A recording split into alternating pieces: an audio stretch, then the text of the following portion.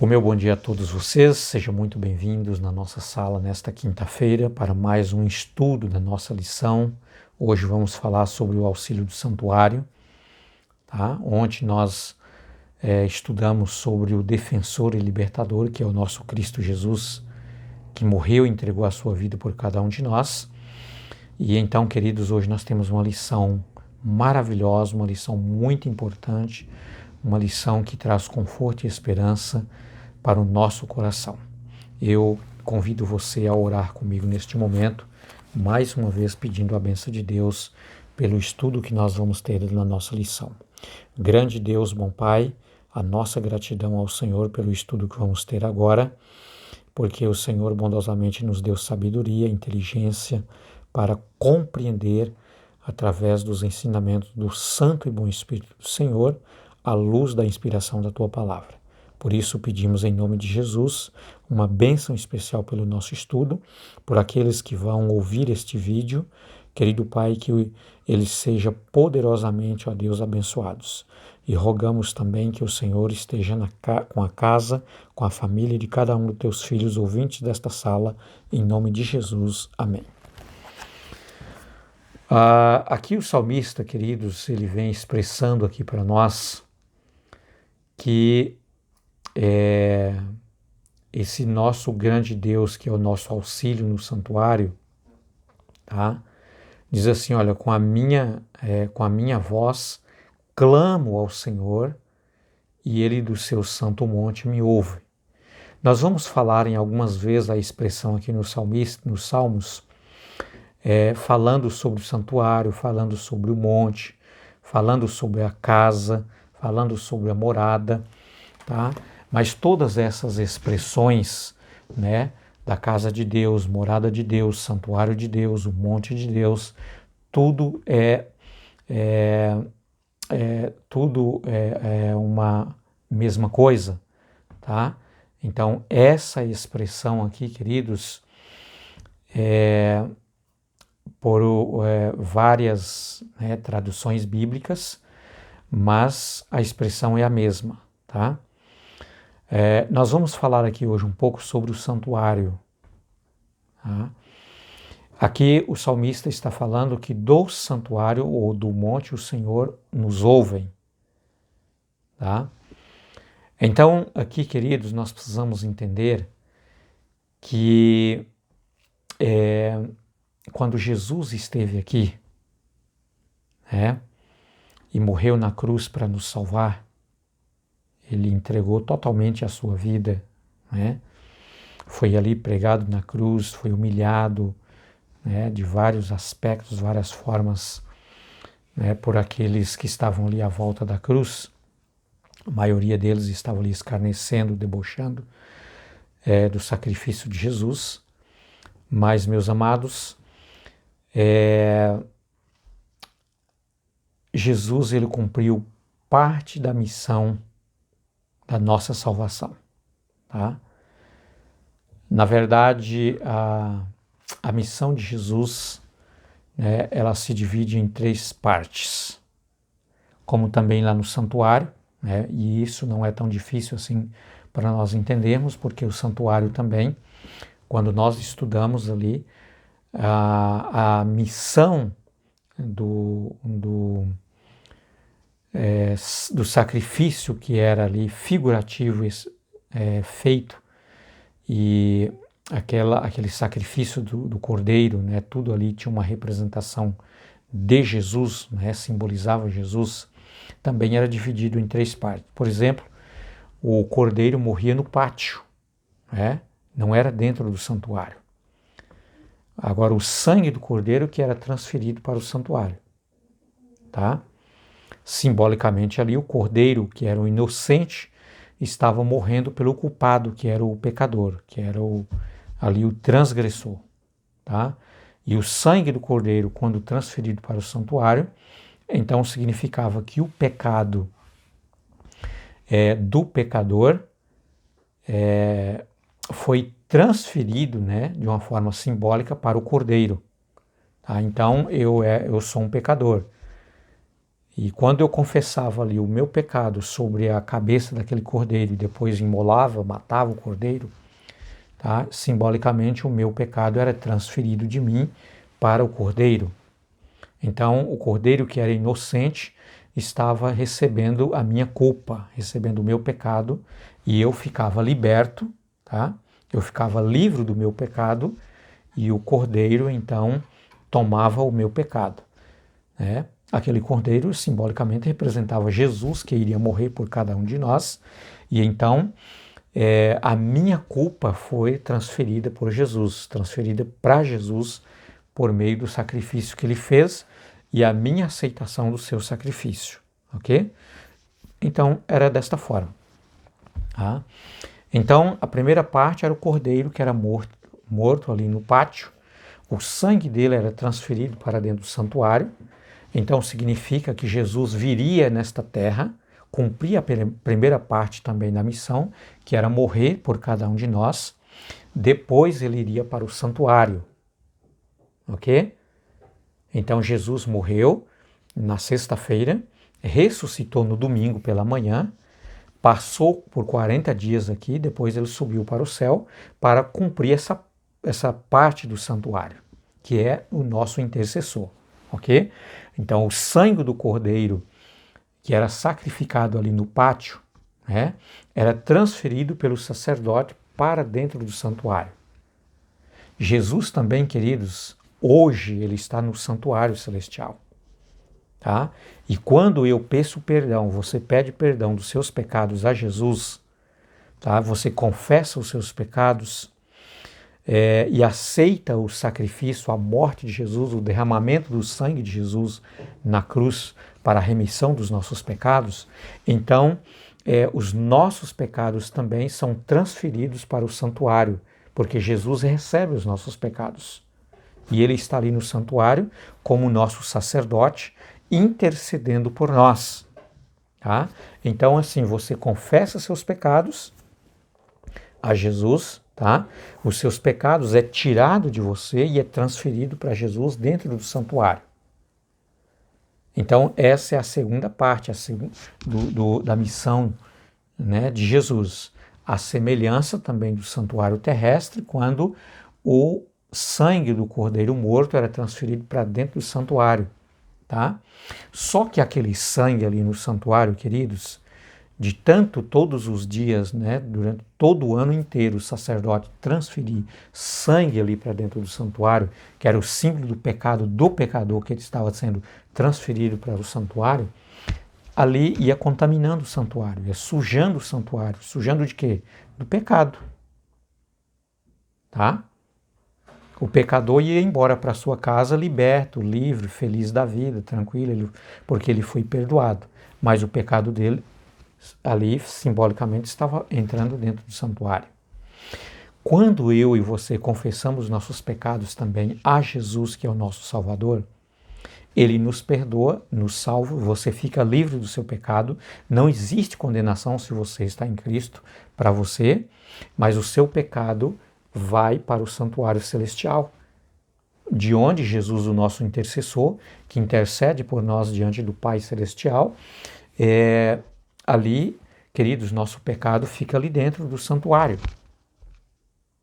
Entendeu? Voltando outra vez para o santuário terrestre, né, uma vez no ano, chamado Dia da Expiação, o sumo sacerdote, tá, ele entrava dentro do santuário terrestre, tá, e ali no santuário tinha duas compartições, uma chamada Lugar Santo e outra chamada Lugar Santíssimo. Então, o sumo sacerdote, no dia da expiação, o dia do juiz, ele entrava no lugar santíssimo do santuário para fazer a purificação do santuário. Ele entrava ali, tá, para limpar o santuário, para tirar ali os pecados que entraram ali dentro através do sangue do cordeiro. Então ele fazia essa purificação, essa limpeza, tá? Queridos, ali o pecador, ele voltava para sua casa redimido, salvo, liberto dos seus pecados, tá?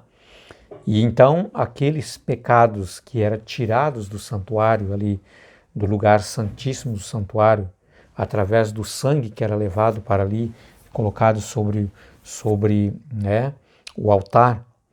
Então, queridos, ali era levado dois bodes naquele dia.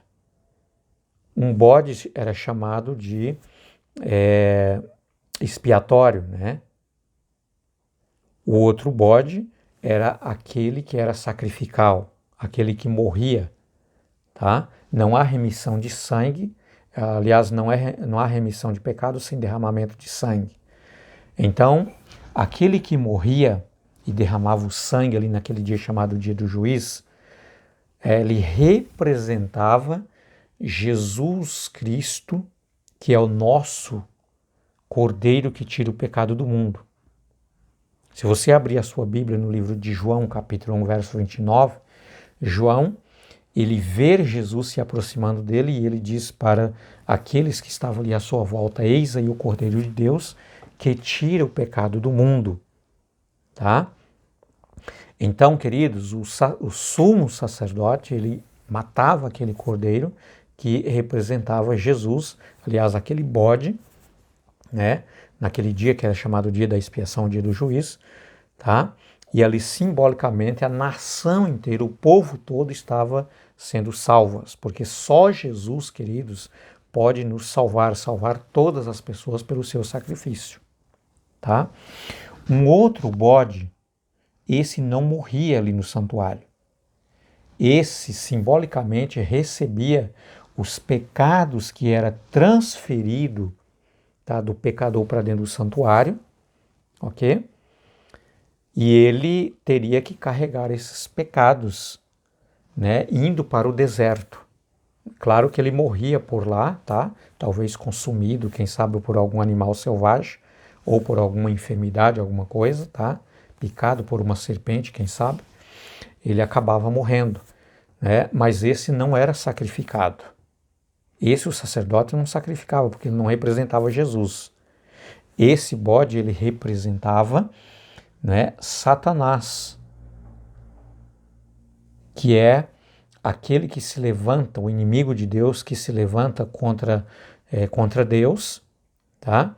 Aquele que é o causador do pecado, tá? Que trouxe o pecado, que introduziu o pecado no planeta Terra, tentou os nossos pais Adão e Eva, e todos nós, como seus descendentes, nos tornamos aí pecadores com a natureza pecaminosa, tá? Então, é óbvio que Jesus, ele pagou o preço da condenação, mas Jesus não pode ficar com os nossos pecados para sempre, tá? Então, quem trouxe, quem causou o pecado, quem introduziu o pecado aqui, ele vai ter que receber, tá? Uma vez que eu não tenho, porque eu confessei, Jesus pagou o preço por mim, tá? Então eu não posso ficar com os meus pecados. Jesus também não, porque Jesus não é o causador do pecado. Jesus pagou o preço da condenação do pecado. Ele é o nosso resgate, ele nos resgatou, entendeu? Então, aquele bode simbolizava Satanás. Queridos, essas três fases que aconteciam ali no santuário: morte do cordeiro no pátio, transferência do sangue, simbolicamente o pecado do pecador para dentro do santuário, e a purificação do santuário uma vez ao ano.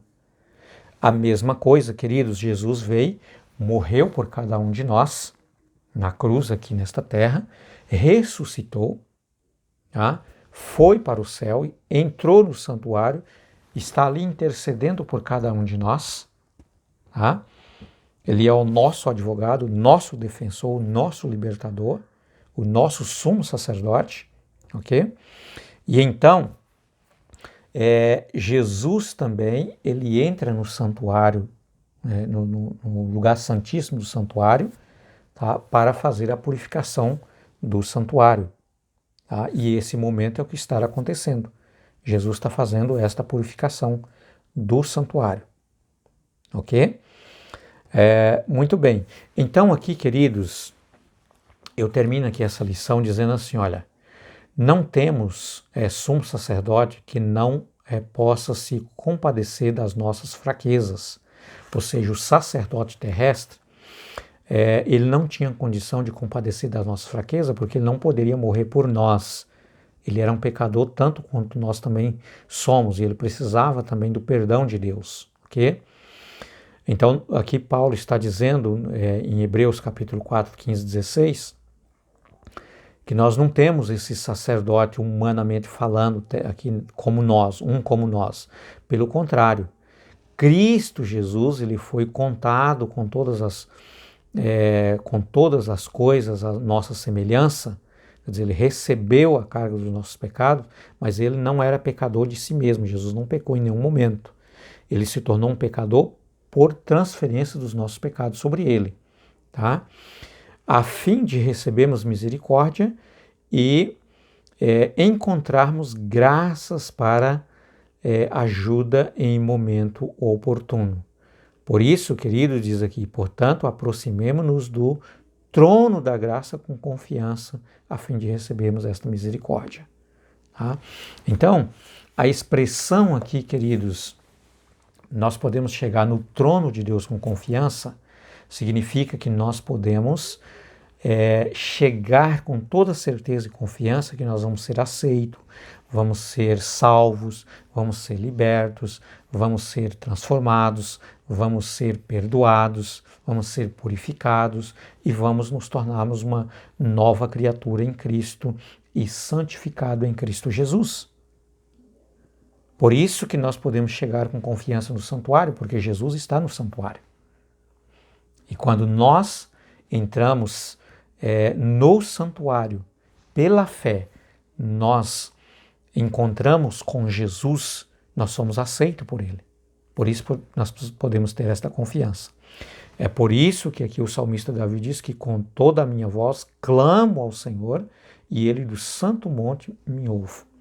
Então, queridos, Deus está com seus ouvidos abertos, Cristo Jesus, que é o nosso Deus, Ele está pronto a te ouvir, pronto a te abraçar, com os braços abertos para te abraçar, quando você, pela fé, entra no santuário celestial, onde Jesus, o nosso intercessor, estará ali intercedendo por nós. Entendeu? Então Deus te abençoe ricamente, fica com Ele, tenha um ótimo, abençoado dia e até amanhã com a nossa próxima lição, se Deus quiser.